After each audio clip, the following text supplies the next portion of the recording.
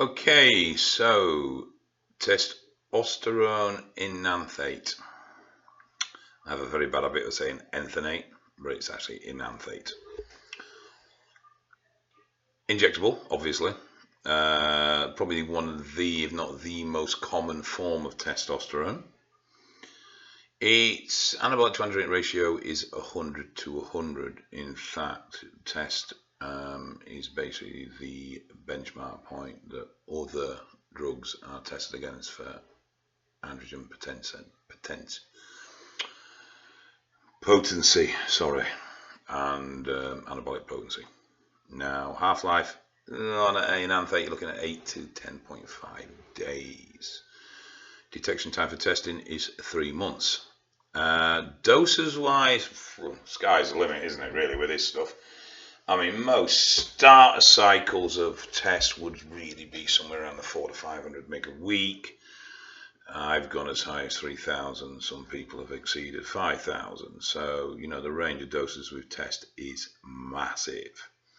Females, generally between 50 and 100 mg a week. Obviously, virilization, i.e. male characteristics, is a problem. So it's not one that's highly recommended, but it does get used probably more often than we realize. Obviously, testosterone, it's no real other drug base. Now, it's not slow releasing. This is where a lot of people get wrong with ester drugs. There is always a release upon injection, and quite a spike. In fact, when 194 milligrams, and that's actual hormone, was injected, 24 hours later,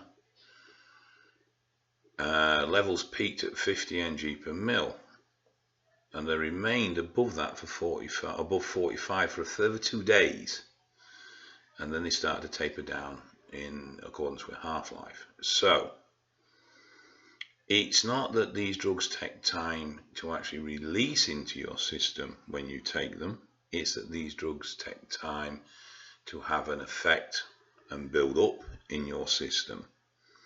And the thing you've got to remember, if a drug contains an ester, in this case the enanthate ester, then a proportion of that weight of that drug is taken up by the ester. So in fact, of 100 mg of testosterone enanthate, you're only actually getting 70 milligrams of hormone. The other 30 milligrams is taken up by the ester, and it's worth wearing that in mind. A lot with enanthate will say, oh, it only needs injecting once a week. Now, if you want to keep blood plasma levels as stable as possible, I actually recommend you inject as frequently as possible. Remember, because obviously we've got this spike that we've got to consider. So I generally would recommend that enanthates are injected every other day. And basically all you do is you minimize your dose. So say you're taking 500 mg and your product comes at 250 mg per mil. Instead of taking 2 mil on one day or 1 mil twice a week, I'd take half a mil 4 times a week. This has several benefits. Alright, frequent injection, you've got a higher less of something going wrong, but it will create better blood plasma levels. It will lessen size, particularly stuff like just feeling run down or feeling tired, and appetite suppression is a lot milder when you space your injections out. Now, there is one thing that needs bearing in mind with enanthate. Enanthate uses enanthoic acid in its ester, and cypionate uses cypionic acid in its ester. Cypionic is a little bit milder, and as a result, enanthate can be more of an irritant to people than CYP, which is why some people say test CYP is smoother, it's easy to take, because otherwise the two products are very, very similar, both in half-life and everything else. The main difference between these esters is not length of period, but in the acids used as carriers for the ester.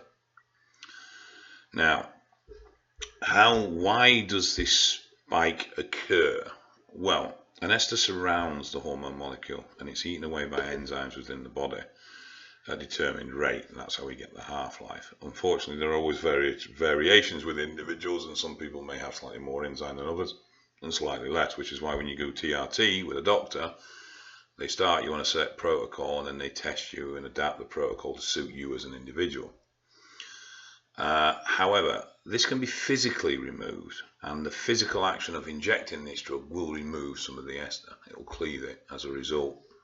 That's why you get the spike. Now, side effect wise, it converts very, very easily. So it's going to turn to estrogen quite well. So you're going to need some form of estrogen management in most cases. I wouldn't overly suppress estrogen. I'd be very careful of that front because estrogen has a lot of benefits in the body. I've discussed this in the past. But you're going to need to manage that. Ideally, you want to test after you've been on for about 4 weeks and see where your estrogen is sitting. The only problem is if you choose a SERM, it only blocks the receptors, so testing is not going to give you an indication as to what your actual estrogen levels are in regards to how it's affecting you. Why an AI or a suicide inhibitor, which is my preferred choice, like aromasin, will give you not only protection, you won't get rebound because you're not suppressing the aromatase, and when you test, you'll have an accurate reading of what your estrogen levels are like. It's worth bearing in mind that testosterone converts to DHT, dihydrotestosterone. This is done via the 5-alpha reductase enzyme. Now, the stuff like hair loss and such like from DHT, you're going to get it, really. I mean, you can run something like finasteride, which will reduce the 5-alpha enzyme and as a result reduce conversion. But you will also reduce the potency of the drug. So, to be fair, it's just one of those things. If you're predetermined to lose your hair for drug use, you're going to lose your hair. Accept it and shave it off. With all steroids, we've got lipid manipulation. I go on this a lot because it is, to me, very important. Now, test was the test has been tested at say 200. I think it was 280 mg a week, and it showed no effect on lipid values. However, when an AI was added, it recorded a 25% drop in HDL. So this is worth bearing in mind, that your aromatase inhibitors affect your cholesterol levels a lot as well. Now, when doses were up to 600 mg with no AI, it showed a 21% drop. So AIs, though effective, are very harsh on lipids, and this needs bearing in mind when you're building your protocols. Again, one of the reasons I prefer suicide inhibitors. Usual problems with lipid management: if you don't control it, plaque levels can start to build, and as a result, long term, you can have narrowing of the arteries, and this can cause heart disease and all sorts of problems later on. So keep an eye on your cholesterol levels. Now, liver toxicity, there isn't really any. I mean, I've seen studies up to 3 grams a week with no effect on liver lipid values. So, it isn't really an issue. And the thing is, the test I looked at, the testosterone was actually administered orally. They deliberately tried to trigger liver issues. So we're talking oral administration, high dose, and after 3 weeks, there was no effect on the liver. Obviously, test suppressors, that's a no-go, so you're going to need to look at some form of PCT. Nothing wrong with test-only cycles. Obviously, quite often they're used as the backbone of a cycle, and we add other products to them, but there's nothing wrong with test-only cycles. They are perfectly fine. In fact, my last cycle was 500 mg of test alone for 8 weeks. That's all I did. And that's it. not much else to it. So I'll be back on schedule now. We'll get another one up next week. I'm going to go through all the esters as well. I'm not going to go through all the esters, but I will do test SIP. I'll do test propionate. They're the three most common ones. And then at least people can get to grips with, when you're looking for a drug, you can just look up that drug. And you don't have to look at one bit and then look at another bit and piece it together. So I hope that was useful, and I'll speak to you guys soon.